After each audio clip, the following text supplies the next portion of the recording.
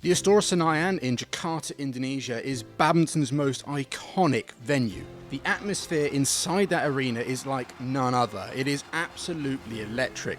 The crowd are always jam-packed in there. They're always making noise, always cheering, always chanting the oohs, ahs to every point, every shot. It's just something that if you haven't experienced it, you have to. If you're a badminton fan, or even if you're just a fan of sport, you would love it. And it's for this reason that a lot of the top pros, whenever they're asked, where's your favourite place to play, 9 times out of 10, they will say the Istora Senayan. And it's for that reason that a number of aspiring pros always dream of playing there. And for me, I was no exception. My first ever experience of watching badminton of the highest level, was the 1994 Thomas and Uber Cup finals, which were held in the Istora Senayan. And when I watched Mirodina defeat Zhang Ning to win the Uber Cup for Indonesia, it had me absolutely mesmerized. I would watch that tape over and over again, wishing I was playing there, wishing I had the chance one day to be able to play in that arena in front of that crowd. And what bolstered that was that my mum had been able to play in front of that crowd, and she would tell me so many stories about how amazing it was to play, how welcoming the Indonesian fans were. And so with that early memory of watching that Thomas and Uber Cup finals, the stories from my mum, and just being a huge fan of badminton, I honestly grew up always wishing and hoping that I'd have a chance to play in there. That wish was able to come true, and it came true in the most fantastic way. In 2008, I was selected to play for England at the Thomas Cup finals, which were to be held in the Istora Senayan. So Ben Beckman, wow, what a thrill that would be if he were to come on court. He's there in the lineup, of course, but Ben Beckman also has a very famous mother, I believe. Yes, in the badminton circles. A certain Karen Bridge, as she was at the time, played the same era as I did. And Beckman, of course, here got his very first international cap. So this will be pretty special. With the Indonesia Masters, which was held at the Istora Senayan, having just finished yesterday, I felt it was as good a time as any to dig out a video I have of my England debut from that 2008 Thomas Cup at the Istora Senayan, watch that match and react to it. So yeah, that's what I'm going to do in this video. Let's watch the match. Okay, so I haven't said who I was actually playing in that match, but it was Hafiz Hashim, the former All England champion. He won it in 2003, and what actually was quite interesting was I grew up watching that All England final over and over again when he beat Chen Hong in that final. It was one of the only matches I had on tape back in the day, one of a few. And so the fact that my England debut was going to be in not just this venue that I grew up watching, but against an opponent I had grown up watching was quite something. In 2008, he wasn't obviously at his peak strength. He was still a very, very good player. But he wasn't quite the force that he had been. He was playing number 3 for Malaysia at the time. Yeah, man, that stadium was crazy at the time that we were knocking up. I remember this was a morning match, actually. I think this was probably like not even lunchtime, and the crowd were going absolutely crazy. I remember thinking, I can't actually hear myself hit the shuttle. Because, you don't realise how often when you play, how much sound plays a part. So the fact that I couldn't hear a thing, I wouldn't say it worried me, but it was definitely a new experience. The reason it was so loud was actually on the court next to me. Indonesia's Uber Cup team were playing, I believe it was Japan. I can't remember how I felt emotionally at the time. I just remember thinking, I do remember being very excited to play. I don't think I really obviously was thinking about winning. I didn't expect to win. No one expected me to win. I just wanted to enjoy my time on court. Oh, look how young I look. I mean, I was it 2008? I was 20 years old. Full of hopes and dreams right there. No tattoos either back then. No tattoos yet. That came a year or two later. Okay. I was just listening out then, because for some reason I had a memory that the umpire called me Ben Beckham, which happened a lot back then. It even happened, I think even loads of people that would come and meet us in the hotels would think that I was Ben Beckham, not Ben Beckman. First game, it started already 1-1. Oh, he's winning. He's winning. I remember that racket as well. I remember it because I can't remember what the name was, but there was a power version and a... I can't remember, but I chose that one. What was it? Someone will be able to tell me in the comments, but I should have probably picked a power one because I'm much more of a, as you'll probably see, an attacking player. But the reason I chose it was because Taufik Hidayat played with that racket, and I absolutely loved watching him play. And so I thought that if I had his racket, I could play somewhat like him. I can't. England's point is 4-1 to England. Commentators sound surprised that it's 4-1 to me.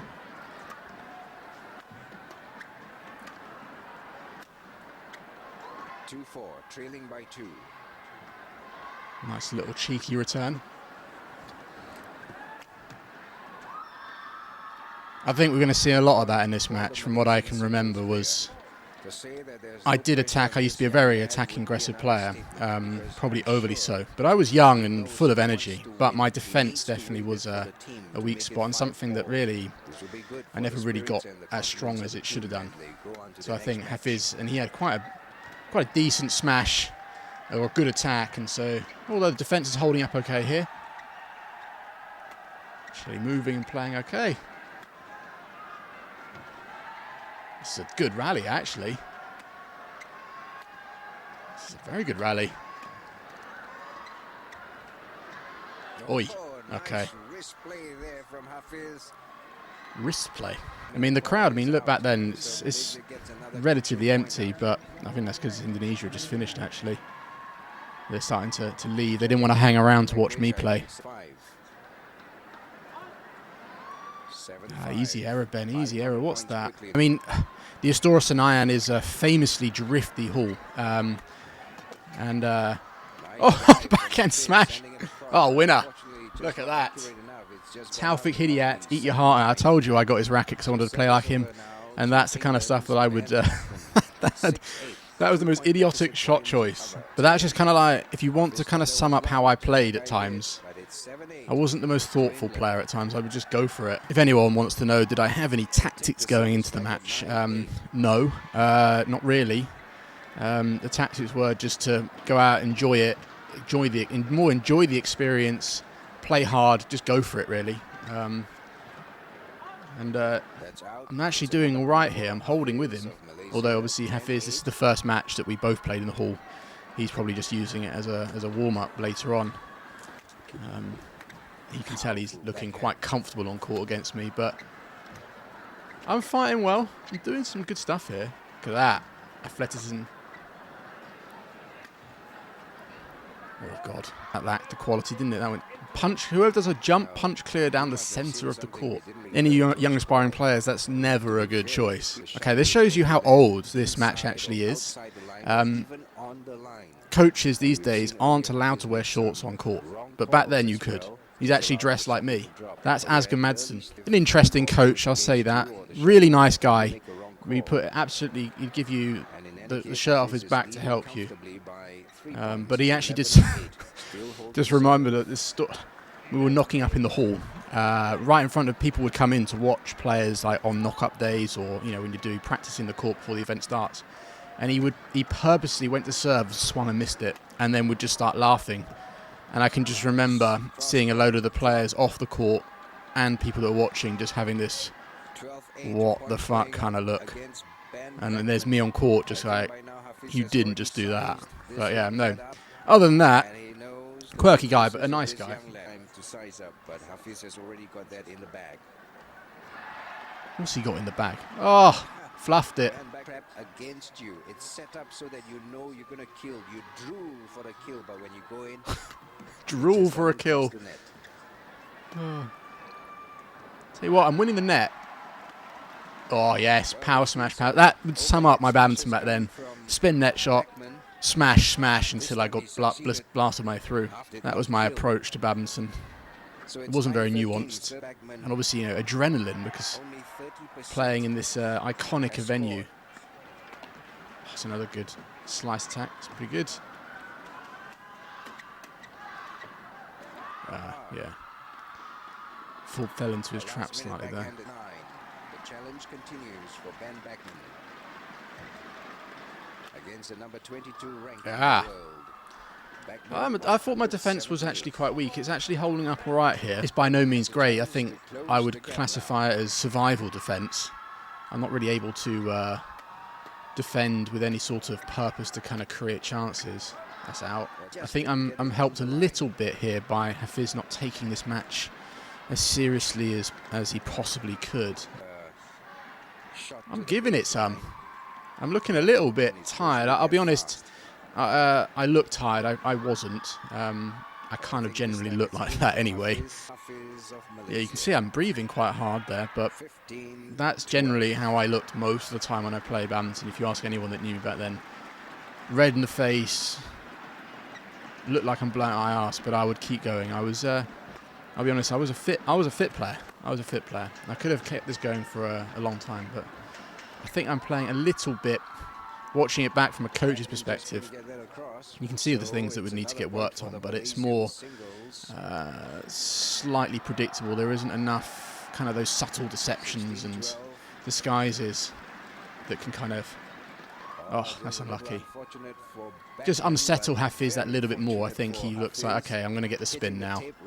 I can lift it back. I'm then going to get the smash. There just needs to be that little bit more nuance and quality to it. But the intensity's there. I think I'm keeping the pace.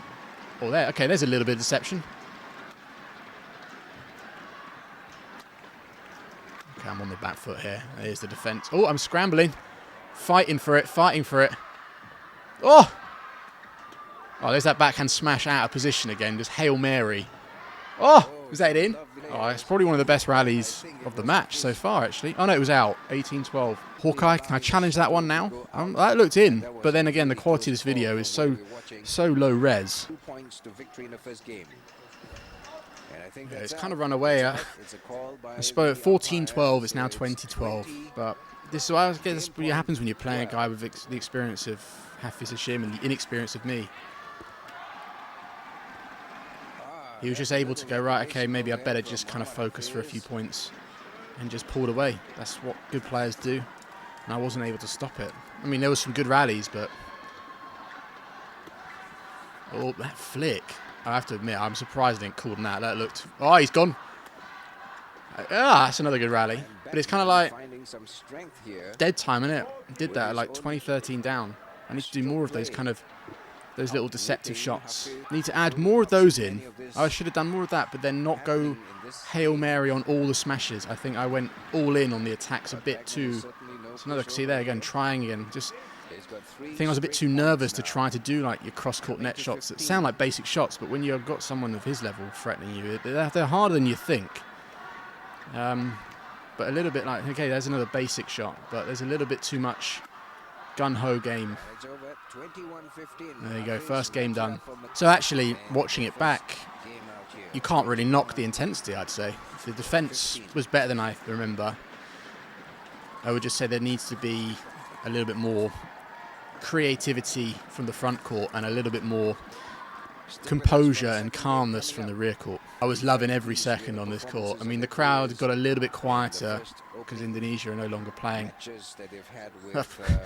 Misbin didn't stay on court long there, did he? I cannot remember. If you asked me what was Asghar saying to me, I can't remember. I think I was just probably within my own thoughts, really. Probably with the feeling that there's not really much he could say that's going to change the likely outcome of the match. But the funny thing is, I don't remember. The Istora Senayan is known as quite a drifty hall, and it is.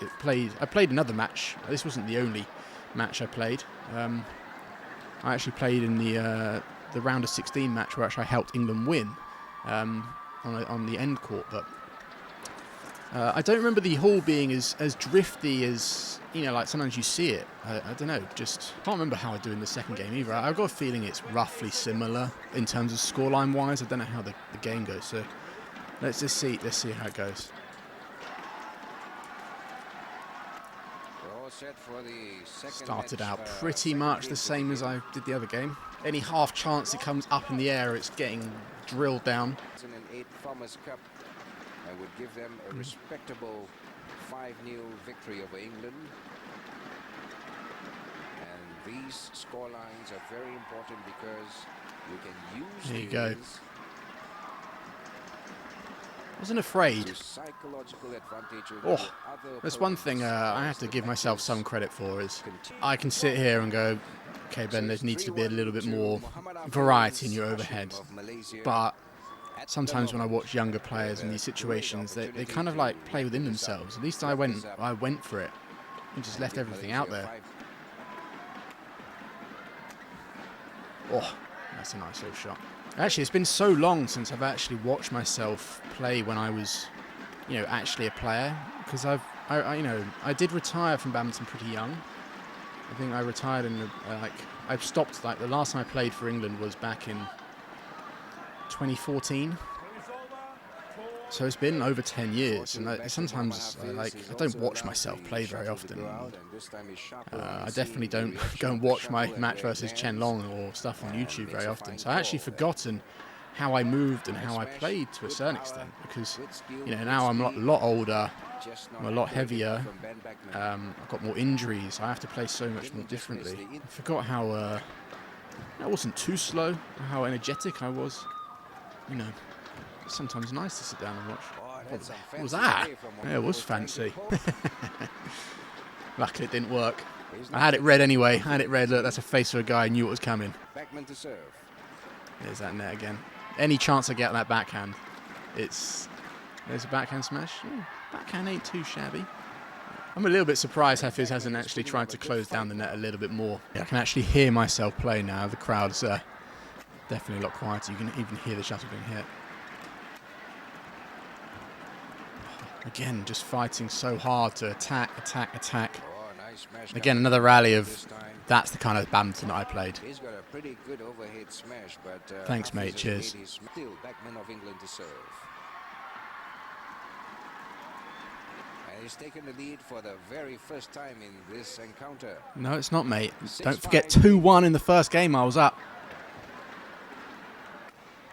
Oh, fucking hell, that was a powerful smash. Was it in? Was it out? It was in, mate. Well, it was in. It's out, but, No, I didn't. I passed it back to him. See, again, there's kind of like that over-eagerness. Sometimes you just got to play safe. I kind of, again, just always on the edge. Everything. Look, again, everything is. Oh, gee. See that? Ironically, what I was just saying, I tried to play safe and it was absolutely terrible and got punished. You should be getting a good sense of the way I play badminton here. Again, there, it's also lacking a little bit of. Oh my good God! That's a little too high.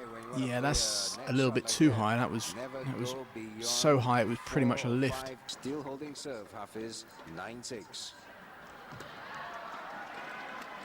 Oh, what is that smash? I mistimed that.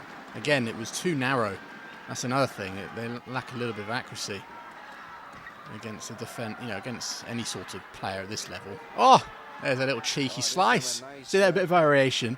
Went out to the line and it won me the point. Should have done that more. Personally, that's sometimes a bit difficult to do. Well, I found it difficult because I was so wanting to get ahead, that being calm and composed just didn't really enter my mind enough. And I'll chalk that up to being 20 and in this whole situation where you're playing in the arena you always wanted to play in, at the event you always grew up watching. It should be a little bit forgiven for me to play a little bit more gun-ho and playing from adrenaline more from my brain.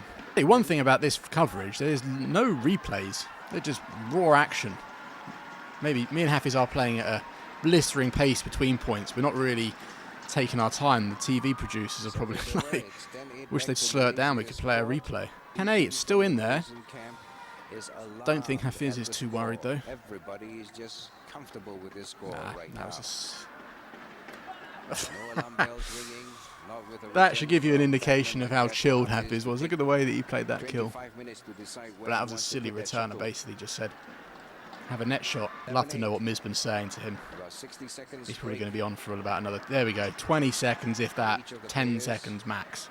He's always doing a bloody net shot. Every time you lift, he'll smash it hard 99 times out of 100, so just be ready for it. And it's probably going to come to you, even though he means to go out to the lines. I keep knocking myself, but yeah, no.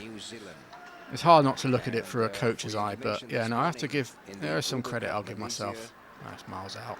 You can see the drift actually there, left to right and back a little bit. And Malaysia looks on course to beat England 5-0 in the opening Again, matchup too central. in Group B for the Thomas Cup. I mean, I as got well. myself, no. Again, it's, those smashes need to Mohammad Hafiz, take a little bit of speed out and go out to the line. They're far too central, literally to his racket. They're not even a body smash, that's, I didn't even do that. They're literally just right to his racket. And then his smashes, I mean, that by world-class standards wasn't accurate. It was a good like foot inside the line, but compared to mine, you might as well be hitting the lines. One thing I do remember, this was actually the first time that I played against a player of this level, like in a competition. I played against some top players in practice before we went to this event. Actually, we went to Malaysia, and I played like Darren Liu, and I played Hafiz's brother, Roslin. So I'd kind of experienced like what good world-class players, how sharp it is off the racket, but in a competition, in like an arena, it's completely different. And I tell you what, the sharpness, the TV really doesn't do it justice. How sharp some of those shots they look when you watch. You're like, oh, how did you not see that? Or how you deceive. But then when you're actually on court against it, it's just, you know, so much sharper than you think. And I'd say my shots lacked a little bit of sharpness. I mean, we had our #1 singles, Andrew Smith. I played against him in like a practice match, and that's one thing he said I'd need to improve is my racket speed, and shots lacked that little bit of sharpness. They were a little bit slow for the level, for this level. You know, they were fine for where I was at the time, but for further development, they needed to get sharper. They're not rolling over here. Compared to like, you know, the other video I've done like this sort of reaction thing for, and I did it with Chen Long. Completely different stage in my career, and that one I'd kind of already in my mind kind of given up on badminton, and I knew I was going to stop, and I wasn't in good shape. This one, you know, this was my debut for England, and I was young, full of energy, full of absolute motivation and eagerness, and you can kind of see it. The attitude on court is just doesn't matter what the result's going to be, I'm going to give it my everything.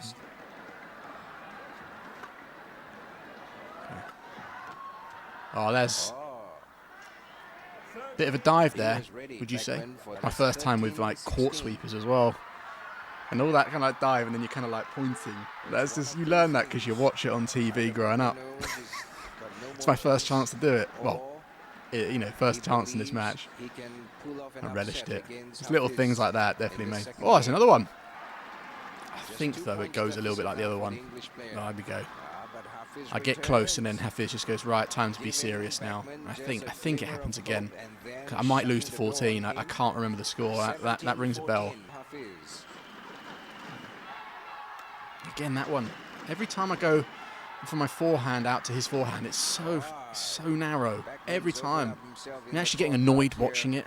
I just like reversed it a bit or whatever. Just took a bit of pace out when it's the lines. I think actually that might have troubled him more. Might have actually won. No, I wouldn't have won, but definitely could have put more pressure on him. From around the head, I'm hitting like a little bit more accuracy. It's from the forehand corner. He's a little bit more aggressive here, as you can see. He's just pushed towards the line. He was like, I'm not letting you get any closer. You've had enough points. Time to put you away. I like hitting to his racket on his forehand, don't I? Oh, easy. Yeah, I might have been right. I might remembering right that it's 14 I lose to. Oh, that was a pretty good defence.